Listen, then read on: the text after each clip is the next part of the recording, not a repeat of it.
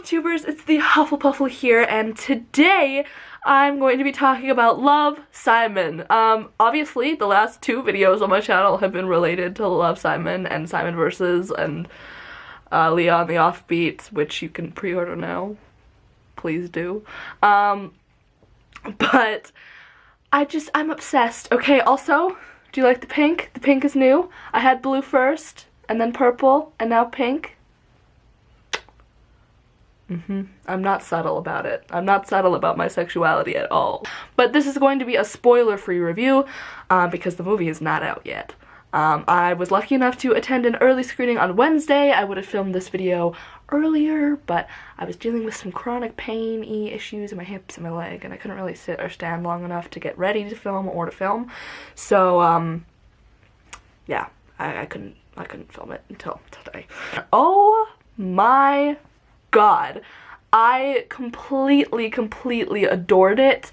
Every second of it. Like, I was sitting there, I couldn't stop shaking before it happened. Like, for like the last hour while I was waiting for the movie to start, I was like literally shaking so bad because I was so excited.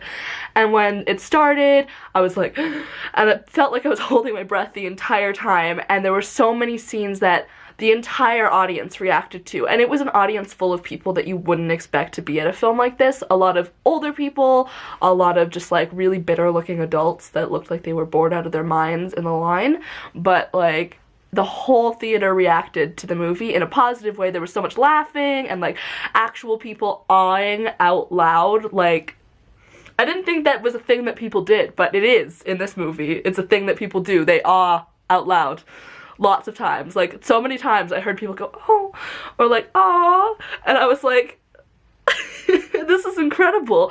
And the movie was incredible. I cried like 6 times, and then I could not stop crying afterwards. I actually posted the video of me crying after the movie ended on Twitter, but I'll insert it here real quick.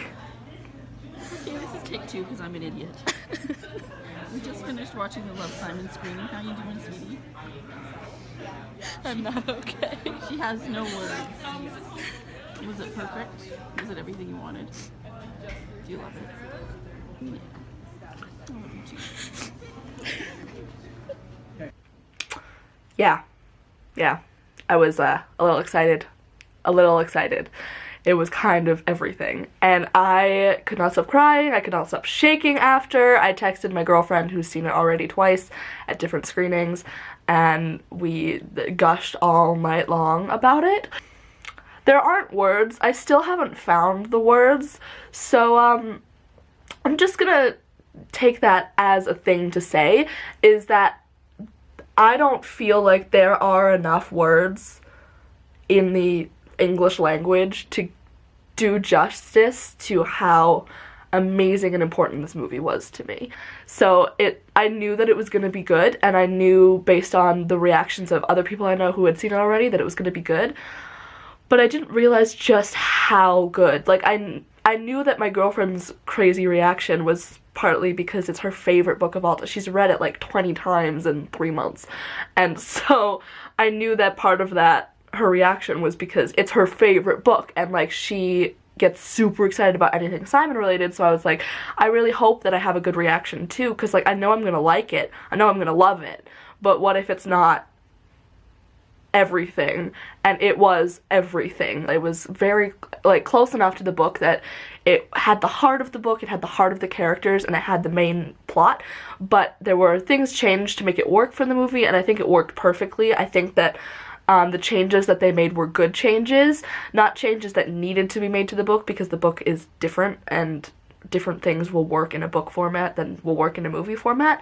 So the book is perfect, the movie is perfect, even though they're slightly different. Like, they're not that different. Like, they're close enough, and there were a lot of quotes pulled directly from the book that I was like, and a lot of scenes that felt exactly like the book, so, you know, it balanced out what they changed for me, but like, it works perfectly as a movie. Like, what they did to slightly alter the book made it a better movie than it would have been if it was exactly like the book, because, you know, some things just don't translate well from page to screen. In a book, you have way more space to flesh things out and to take side plots and things.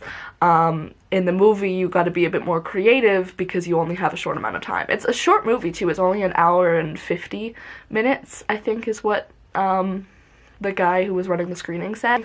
I would love to sit and watch a 6-hour movie that was exactly like the book, but it wouldn't exactly work for a lot of people, so it makes sense why they changed what they did. I have no beefs with any of the changes they made. I think that the changes worked really, really well for the movie, and I wouldn't have it any other way.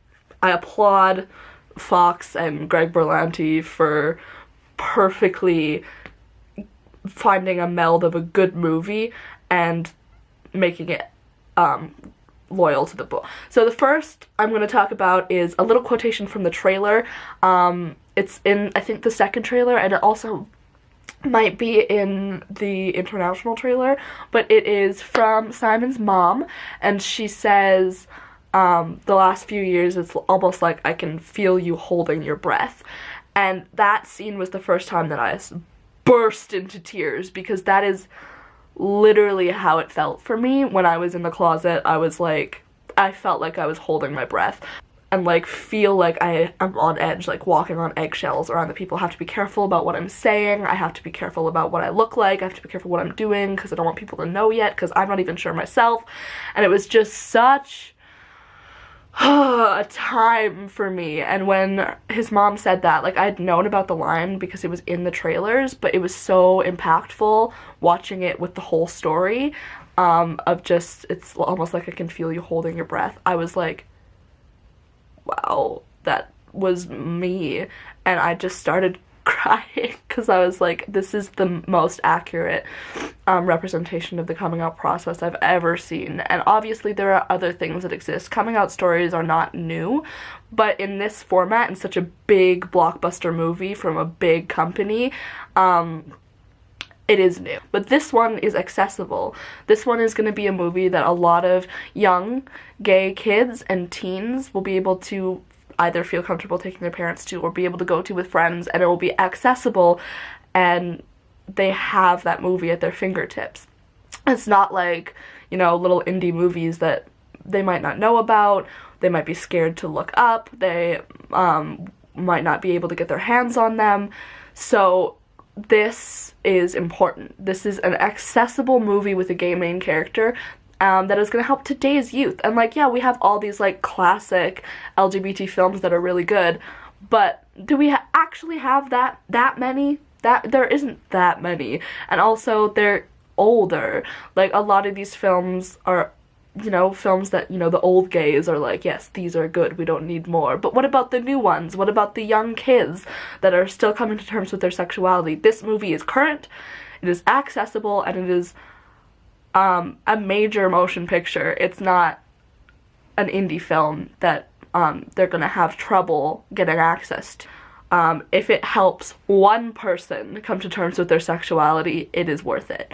And I have already seen, the movie is not out yet, and I've already seen, I think, 4 or 5 different people who have told stories about the movie helping them to come out. So I think that that is clear that it's an important movie. I don't think I have anything else to say at the moment.